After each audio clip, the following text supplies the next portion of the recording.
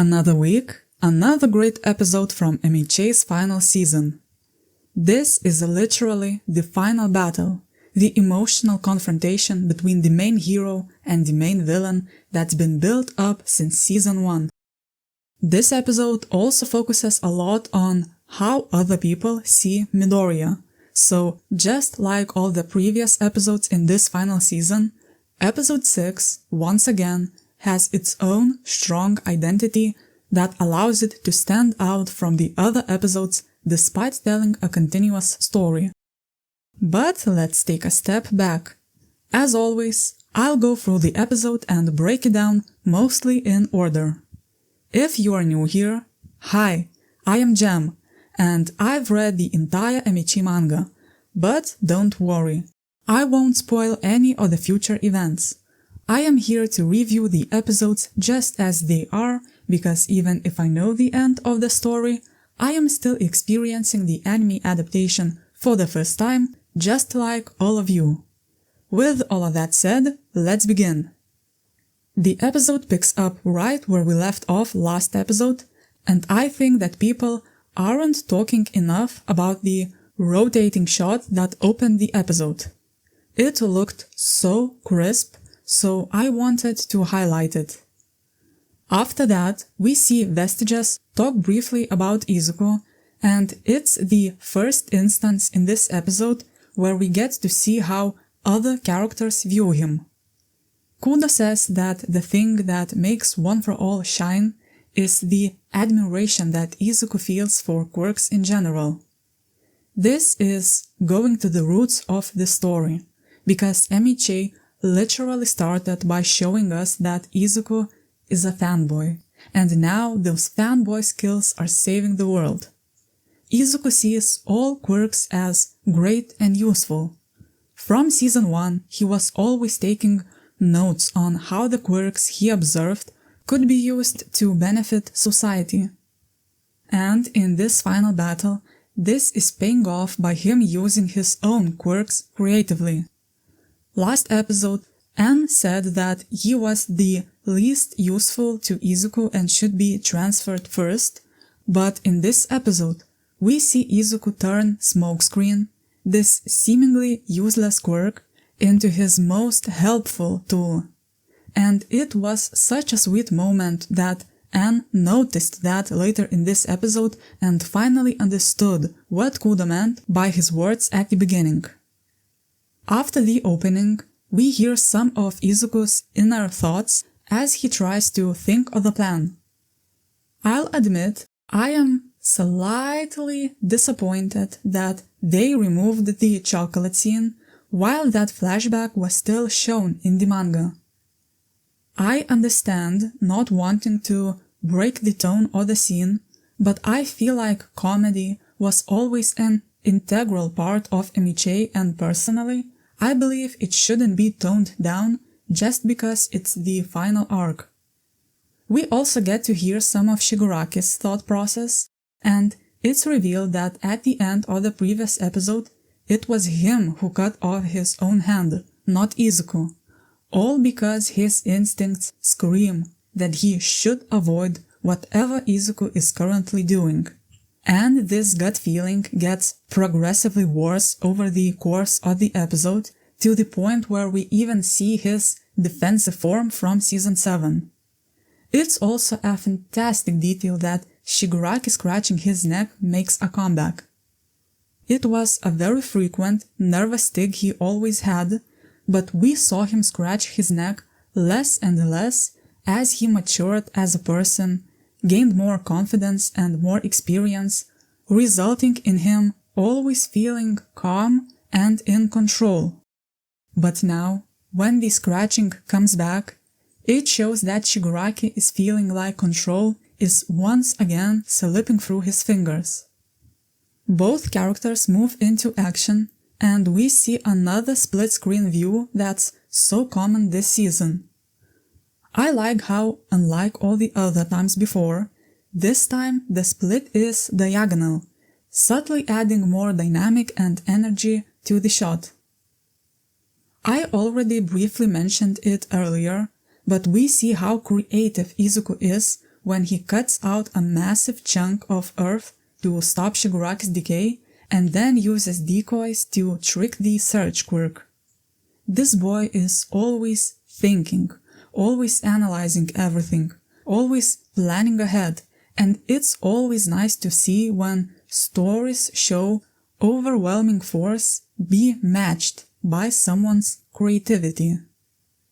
The short Season 5 flashback we saw here didn't have any audio, but in that scene, Bakugo was saying how the previous users all had weak quirks, and Izuku started arguing with a passion that their quirks were actually amazing.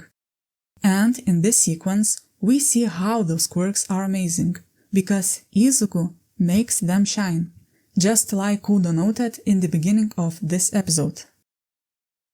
Izuku's first punch lands, and it was a sweet moment how Kudo reassured him that he was only a ghost from the start, because by this point, he knows Izuku well enough to guess that someone like him might feel bad about destroying the vestiges.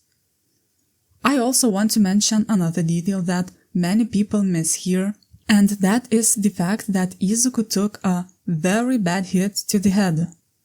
I remember when I was reading the manga for the first time, I also missed this moment, and for the rest of the battle, I felt so confused about the blood on Izuku's face and hair when I couldn't remember when exactly did he get that injury. Once the transfer is complete, the battle starts transforming from purely physical to being mixed with both of their memories. I'll admit, this moment played out very differently in my mind when I first read it. In the manga, it looked like the memories were interacting with Izuku and Shigaraki on a much more physical level, but in the anime, they made it look closer to a flat image on a TV screen. It still looked good enough and got the message across clearly, but I was hoping for a bit trippier sequence visually. However, the scene after that was actually a huge improvement compared to the manga. We see all the vestiges be connected by a one-for-all thread, then start running towards the light as dramatic music plays. Then we see their figures and inner lights blend into the lights in Izuku's fist. Basically, that scene felt like a proper goodbye to the vestiges, even if this specific attempt at transfer mostly failed. However, the plan was still working and slowly making progress, because the next memory that Izuku sees is from Shigaraki's childhood, letting him know that he was getting close to Tenko's origin. After that, the point of view jumps from Izuku to outside characters, and this was the best part of the episode in my personal opinion. I know that some people might be disappointed by the action getting interrupted, but I always said that the action in MHA is great not because of the action itself, but because of all the deeper meaning behind that action. The second half of this episode shows how other characters view Izuku, how he impacted their lives in a positive way, and that's exactly what he's trying to do with Shigaraki too in this fight. So, let's talk about some examples presented here. Hatsume provides the footage of the fight and justifies it by saying that Midoriya is her important client. La Brava says that she's helping because Midoriya's actions turned Gentle into an even better person. Gentle himself is continuing to help, and he can only do that because Izuku stopped him from being a villain so that he could finally do what he always wanted: help people. We see little Eri desperately trying to help, even if she doesn't even have enough rewind energy stored up in the first place. I love how we get insanely smooth animation for the fight, but it's presented with a somber music instead of anything hype, and we are still watching it through the eyes of the people in the evacuation center, not through Izuku's own eyes, which really helps to put us in their shoes. Eri is obviously upset by not being able to help. She starts crying and picking at her horn, and that's where Kota shows up to comfort her, to help her just like Deku helped him, because he literally says that watching Deku makes you feel like you have to take action yourself. We also see the random guy from the crowd, who was against Izuku returning to UA at the end of Season 6, finally understand how wrong he was, because it's impossible not to feel inspired or moved when you watch this boy give it his all. The next scene is one of my favorite moments in the entire battle, possibly even in the entire series, and that is Kaminari's speech. It would have been so easy to write a story where Izuku's classmates are cheering him on and that's it, but Horikoshi went with a much more difficult, but also a much more emotionally deeper route. As Kaminari watches Izuku fight, he doesn't feel the same comfort that All Might used to inspire. It's painful to hear this line, but it also encapsulates the thematic core of MHA. All Might is Izuku's inspiration. There are many parallels between their journeys, but it's their differences that make Izuku the main character. It's their differences that will allow Izuku to call himself the greatest hero, just like he'd promised at the very beginning of the story. Not the strongest hero, the greatest. All Might was a singular, unshakable symbol. He represents the world where everything is black and white, where the hero defeats the villain with a smile. Izuku, on the other hand, embraced the fact that the world isn't black and white, and instead of defeating Shigaraki with overwhelming force, he's trying to save him. This entire episode highlights how other people see Deku compared to All Might. They used to be comforted by All Might's presence, but when they see Izuku fight and struggle, they feel inspired to take some action themselves.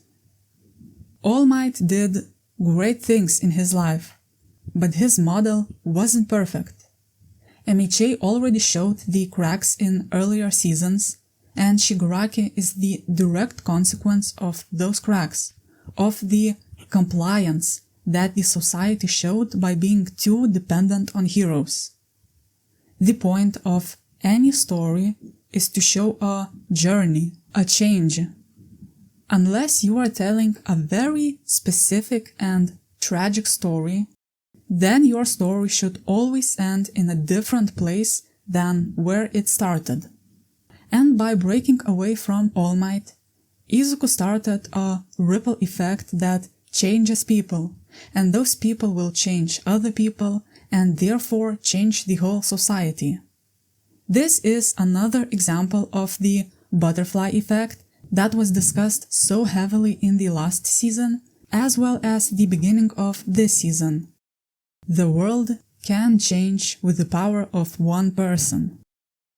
The scene briefly jumps to another battlefield, where we see Hawks add even more to the ideas I already discussed when he says, "If all of us could manage to care about all of us just a little."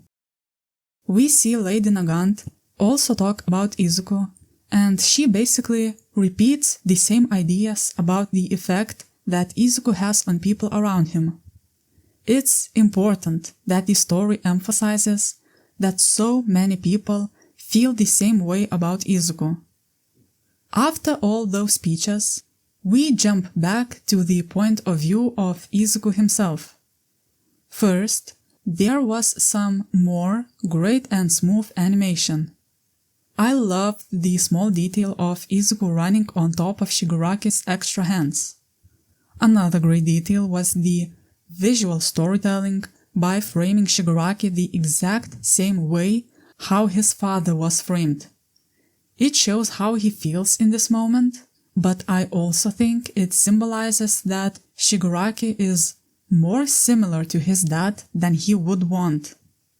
He's continuing the cycle of violence instead of truly breaking away from it. Izuku transfers the rest of the quirks except for Nana.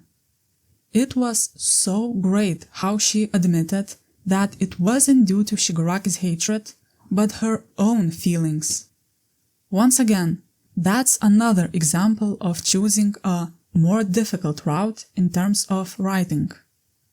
But with the rest of the quirks, the battle also fully transitions from a physical one to a mental one. This is it. This is the moment this entire show has been building up to. The final confrontation between our protagonist and our main villain. I love the decision to keep Nana in this scene too. It's important for Deku to see Shigaraki's origin, but for the sake of emotional payoff, Nana also has to see it, as painful as it is. The entire ending scene was great and set up the next episode perfectly. And speaking of the next episode, while I fully intend to keep my promise about keeping all the spoilers to myself, I still want to say that the next episode is going to be insane on so many levels. I don't know how many chapters from the manga will be adapted exactly, but I know what scenes will be shown for sure. So, brace yourselves. And on that lovely note, I am ending this review. Thank you for listening. Please share your own thoughts in the comments. And, if you are interested, you can subscribe and I'll see you next week for the review of episode 7.